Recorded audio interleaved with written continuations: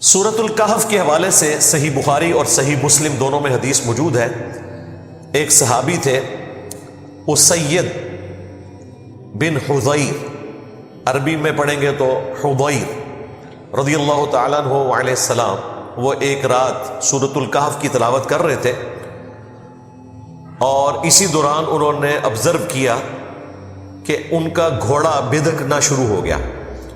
جب انہوں نے نگاہ اٹھا کر دیکھا تو ایک بہت بڑا سایبان، بہت بڑا بادل وہ بالکل ان کے قریب آ چکا تھا، جس کی وجہ سے وہ گھوڑا بدک رہا تھا اور قریب تھا کہ وہ ان کے بچے کو نقصان پہنچاتا جو پاس موجود تھا۔ پھر انہوں نے تلاوت روک دی۔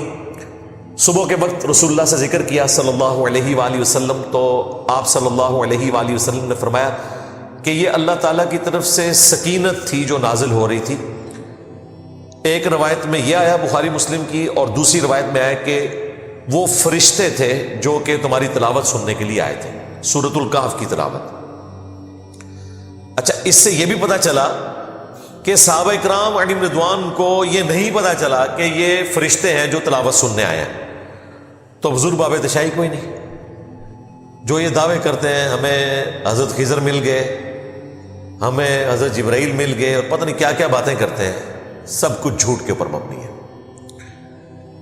اور دوسرا، سورۃ الکہف کی فضیلت کا پتہ چلا کہ اس کی تلاوت سننے کے لیے فرشتے اترے، اور اس صحابی کی بھی فضیلت ہے کہ ان کی آواز میں اتنی اٹریکشن تھی کہ فرشتے ان کی تلاوت سننے کے لیے زمین کے بالکل قریب آ گئے۔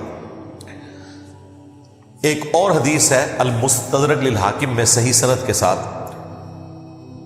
کہ جو شخص جمعے کے دن سورۃ الکہف کی تلاوت کرتا ہے تو اگلے جمعے تک کے لیے اللہ تعالیٰ کی طرف سے اس کے لیے ایک نور مقرر کر دیا جاتا ہے، یعنی اسپیشلی وہ اللہ تعالیٰ کی پروٹیکشن میں، اس کی رحمت کی پروٹیکشن میں آ جاتا ہے جو سورۃ الکہف جمعے کے دن تلاوت کرتا ہے۔ اسی لیے جمعے کے دن کے جو اذکار ہیں، یعنی کہ درود شریف پڑھنا، یہ بھی ایک نفلی ذکر ہے۔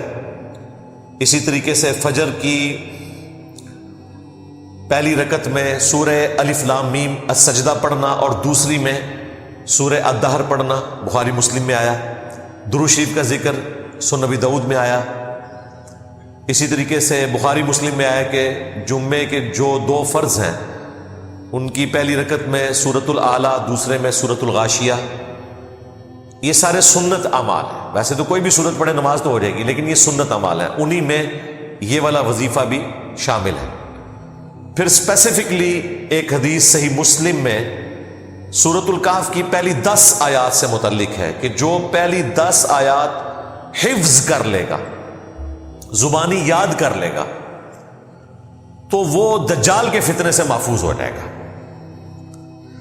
جامعہ ترمذی میں ایک حدیث ہے، اس میں پہلی 3 آیات کا ذکر ہے، اور اس میں ذکر ہے جو روزانہ اس کی تلاوت کرے گا، لیکن وہ روایت شاذ ہے۔ یہ حدیث جو ہے اس کی صحت بالکل ٹھیک ہے، اور اس میں پہلی 10 آیات کا ذکر ہے حفظ کرنے کا، تو ظاہر حفظ اسی کو ہوں گی جو پڑھے گا بھی، تو کم از کم روزانہ ایک دفعہ یہ 10 آیات پڑھ لینی چاہیے۔ مسلم شریف کی ایک اور حدیث میں آخری 10 آیات کا بھی ذکر موجود ہے، لیکن یہ پہلی 10 آیات والی بات جو ہے یہ زیادہ مضبوط ہے، کیونکہ صحیح مسلم میں ایک اور حدیث ہے جو دجال سے متعلق ایک تفصیلی حدیث ہے۔ اس میں اللہ کے محبوب صلی اللہ علیہ وآلہ وسلم نے فرمایا کہ جو کوئی بھی دجال کو پائے اپنے زمانے میں، اور خدا نخواستہ اس کا آمنا سامنا ہو جائے، تو وہ سورہ الکہف کی پہلی 10 آیات کی تلاوت شروع کر دے، تو اللہ تعالیٰ اسے اس فتنے سے بچا لے گا۔ قرات کے الفاظ ہیں، اس کی قرات کرنی ہے، لہذا بعض لوگوں کی جانب سے سورۃ الکہف کو اس حوالے سے پیش کرنا کہ جی اس کے مضامین کی گہرائی جب تک آپ کو پتہ نہیں چلے گی آپ دجال کے فتنے سے محفوظ نہیں ہوں گے، اور وہ گہرائی بھی پھر جب بیان کرنی شروع کرتے ہیں اتنے گہرے چلے جاتے ہیں کہ اتنا گہرا مواد نہ قرآن میں موجود ہوتا ہے، نہ سنت میں موجود ہوتا ہے، نہ اس کو سپورٹیو کوئی چیز موجود ہوتی ہے. ایسے ایسے عجیب و غریب رزلٹ اس میں سے نکالنا شروع کر دیتے ہیں. بس وہ مسلم شریف کی حدیث انہوں نے لے لی کہ جی پہلی 10 آیات فتنے سے بچنے کے لیے ہیں. اس کے بعد انہوں نے پھر وہ چابی ایسی استعمال کی کہ جو دل کیا انہوں نے تالا کھولنا شروع کر دیا، اگرچہ وہ قرآن و سنت میں موجود ہے یا نہیں ہے. بھئی سمپل سی بات ہے کہ مسلم شریف ہی کی دوسری حدیث میں آیا کہ جو دجال کو اپنے سامنے پائے تو ان 10 آیات کی تلاوت کرے، اللہ تعالیٰ فتنے سے بچا لے گا. یہ وظیفے کے طور پر ہے. جس طرح آخری 3 سورتوں کی تلاوت آپ کو جنات سے بچا لیتی ہے، آیت الکرسی کی تلاوت آپ کو جنات کے فتنے سے محفوظ کرتی ہے، سورۃ البقرہ کی آخری 2 آیات کی تلاوت آپ کو جنات کے فتنوں سے محفوظ کرتی ہیں. یہ ساری حدیثیں بخاری، مسلم، ابو داؤد، ترمذی میں موجود ہیں. صبح شام کے اذکار میں بھی میں نے ڈالی ہوئی ہیں. اسی طریقے سے یہ بھی ایک وظیفہ ہے تلاوت کرنے کے پوائنٹ آف ویو سے. اس کا مطلب کسی کو پتا ہے یا نہیں پتا، اور اس کے ساتھ جڑی ہوئی باقی چیزیں اس کو پتا ہے یا نہیں پتا، جو بھی اس کی تلاوت کرے گا اللہ تعالیٰ اسے دجال کے فتنے سے بچا لے گا انشاءاللہ تعالی. باقی دجال کے حوالے سے میں نے تفصیلاً مختلف مواقع کے اوپر گفتگو کی بھی ہے. جب سے یہ کنفلکٹ حماس کا اور اسرائیل کا شروع ہوا، دجال کا فتنہ لکھیں، امام محمد مہدی علیہ السلام لکھیں، حیات مسیح اور نزول مسیح لکھیں، تو میری کئی ایک ویڈیوز کھل جائیں گی. ان میں میں نے فتنہ دجال کو تفصیل سے ذکر کیا ہے. اس سے متعلقہ جتنی احادیث ہیں بخاری مسلم میں، اور عیسیٰ ابن مریم کے ذریعے اس فتنے کا خاتمہ قرب قیامت میں، وہ ساری کی ساری احادیث کور کی ہیں.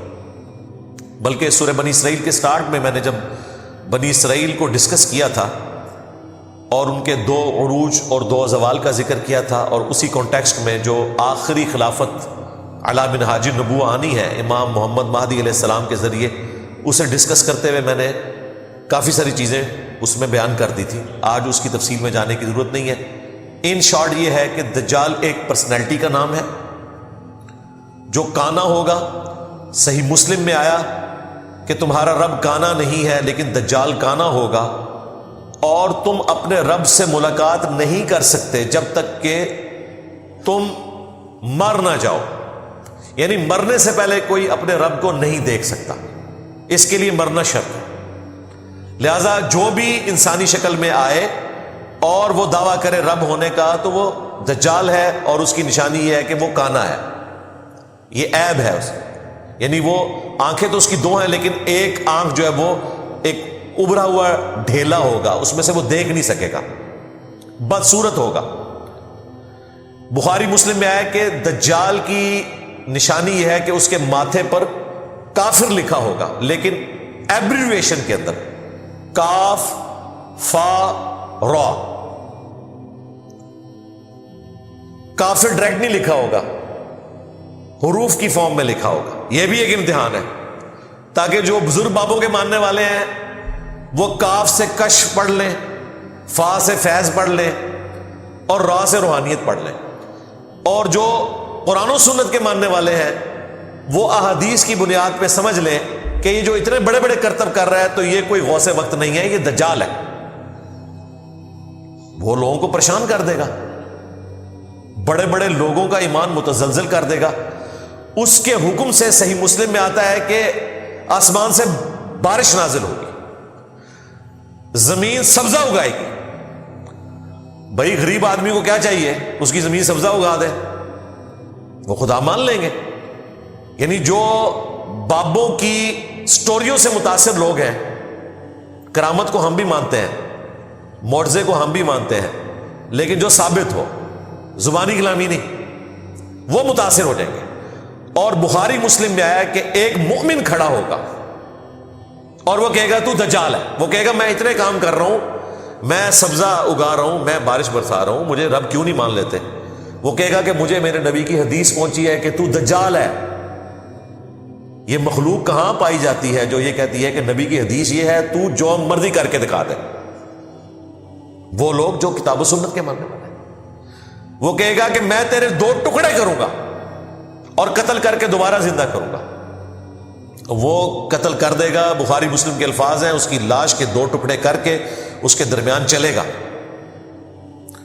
پھر وہ جوڑ کے زندہ کر لے گا اور کہے گا اب تو مان لیں میں نے مردوں کو زندہ کر دیا, میں بھی عبد القادر جیلانی کا بڑا بھائی ہوں آج کے دور میں.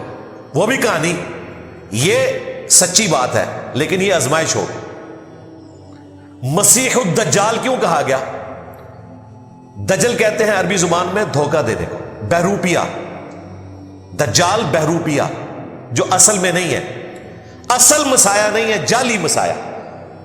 مسیح الدجال. اور اصل مسیح کون ہے؟ یسوع مسیح, عیسیٰ ابن مریم. وہ سچے مسیح ہیں, یہ جھوٹا مسیح ہوگا. سچے مسیح نے بھی مردے زندہ کیے, قرآن میں آیا. جھوٹا مسیح بھی مردہ زندہ کرے گا, بخاری مسلم میں آیا. لیکن اس کی خبر دے دی گئی کہ یہ نشانیاں, اس کے بعد کوئی اندھا بھی ہو وہ بھی پہچان لے گا کہ یہ وہی دجال ہے. لیکن کئی لوگ اس کے ساتھ اٹیچ ہو جائیں گے. اب وہ مؤمن جب دوبارہ سے زندہ ہوگا اور دجال اسے کہے گا کہ اب تو مان لے, وہ کہے گا کہ تیرے اس عمل نے میرے ایمان میں اضافہ ہی کیا ہے, کیونکہ نبی علیہ السلام نے فرمایا تھا کہ وہ ایک مومن کو قتل کر کے دوبارہ زندہ کرے گا اور دوبارہ اس کے قتل پر قادر نہیں ہوگا. اب تو مجھے دوبارہ نہیں قتل کر سکتا. اور واقعی وہ اس کے قتل پہ قادر نہیں ہوگا. پھر وہ اسے اٹھا کر اپنی دوزخ میں پھینک دے گا. اور نبی علیہ السلام نے کہا کہ وہ اصل میں جنت ہوگی, وہ بندہ سیدھا جنت میں لینڈ کرے گا. اور جو اس کے ساتھ جنت ہوگی وہ اصل میں جہنم ہوگی. پھر نبی علیہ السلام نے کہا کہ یہ اس زمانے کا سب سے بہترین شہید ہوگا, سید الشہداء. کلمہ حق بلند کیا نا, المستدرک للحاکم میں حدیث ہے, سید الشہداء حمزہ ابن عبد المطلب ہے, یا پھر وہ شخص بھی سید الشہداء ہے جو جابر حکمران کے سامنے کلمہ حق بلند کرے یہاں تک کہ اسے قتل کر دیا جائے. اسی حدیث کی وجہ سے ہم امام حسین علیہ السلام کو بھی سید الشہداء کہتے ہیں. انہوں نے بھی جابر حکمران کے سامنے کلمہ حق بلند کیا تھا. تو یہ دجال سے متعلق احادیث ہے. پھر مسلم شریف میں بڑی تفصیلی حدیث ہے کہ مقام لد کے اوپر عیسیٰ ابن مریم اسے قتل کریں گے نیزہ مار کر. وہ عیسیٰ ابن مریم کی وجہ سے بھاگے گا, کیونکہ عیسیٰ ابن مریم کی سانس کی وجہ سے اس کا جسم نمک کی طرح پگھلے گا. نمک کے اوپر ذرا سا بھی پانی ڈلے نا تو وہ پگھلنا شروع کر دیتا ہے, جس طرح گرمائش میں برف پگھلتی ہے. اب یہ سب کچھ روحانی طور پر ہو رہا ہے معاملہ, یہ ذہن میں رکھیے گا, کیونکہ دجال اتنا بڑا فتنہ ہے کہ اسے دنیا کی کوئی تلوار کوئی بم قتل نہیں کر سکتا. عیسیٰ ابن مریم اسے قتل کریں گے اللہ تعالیٰ کی غیر معمولی طاقت کی وجہ سے. عیسیٰ ابن مریم اتریں گے اس لیے کہ امام محمد مہدی علیہ السلام کے قابو دجال نہیں آ رہا ہوگا, اور اسے مقام لد پر قتل کریں گے. اب لد ایک گاؤں تھا, آج بھی موجود ہے اسرائیل کے اندر, لیکن لوگوں کو نہیں پتا تھا پچھلے 1400 سال سے کہ اس گاؤں کا ذکر کیوں مسلم شریف میں آیا. بہرحال آلموسٹ 1960 میں جب اسرائیل نے اپنا تیسرا بڑا انٹرنیشنل ایئرپورٹ لد میں بنایا, اس گاؤں میں جا کے اتنا بڑا ایئرپورٹ, پھر لوگوں کو سمجھ آ گئی کہ یہ دجال کی تیاری شروع ہے. شاید اسرائیل کو خود بھی نہ پتا ہو, وہ تو ایک مسایہ کے انتظار میں ہے کہ جو آ کے جا چکے عیسیٰ ابن مریم, اب وہ دجال کو مسایہ مان لیں گے. این ممکن ہے کہ وہ اپنے کسی طیارے کے اوپر وہاں سے فرار ہو رہا اور عیسیٰ ابن مریم اسے جا کے قتل کر دیں, اسی ایئرپورٹ پہ وہ پکڑا جائے.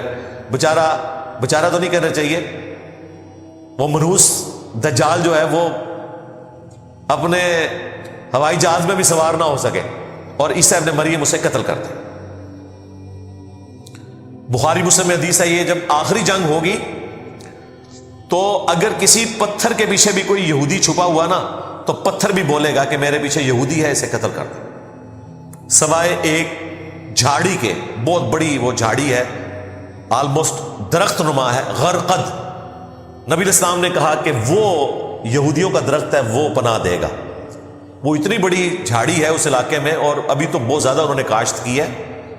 ان کو تو خیر نہیں پتا کہ وہ اس وجہ سے کر رہے ہیں, بہرحال وہ اس وجہ سے کر رہے ہیں کہ وہاں پر وہی جھاڑی اگ سکتی ہے. لیکن ظاہر ہے کہ ہر چیز پھر ریلیٹ ہوتی چلی جاتی ہے. تو نبی علیہ السلام نے کہا کہ وہ درخت ان کو پناہ دے گا، باقی کوئی درخت، کوئی پتھر پناہ نہیں دے گا.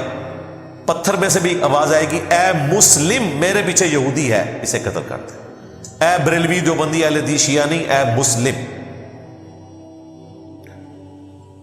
اور یہ میدان جنگ کی بات ہے، یہ نہیں ہے کہ عام حالت میں بھی مسلمانوں نے یہودیوں کو قتل کرنا ہے یا یہودیوں نے مسلمانوں کو قتل کرنا ہے. اس کے علاوہ بھی کئی احادیث ہیں. مشکات کی 3 جلد میں آپ وہ ساری ایک جگہ پڑھ سکتے ہیں. مسلم شریف میں بھی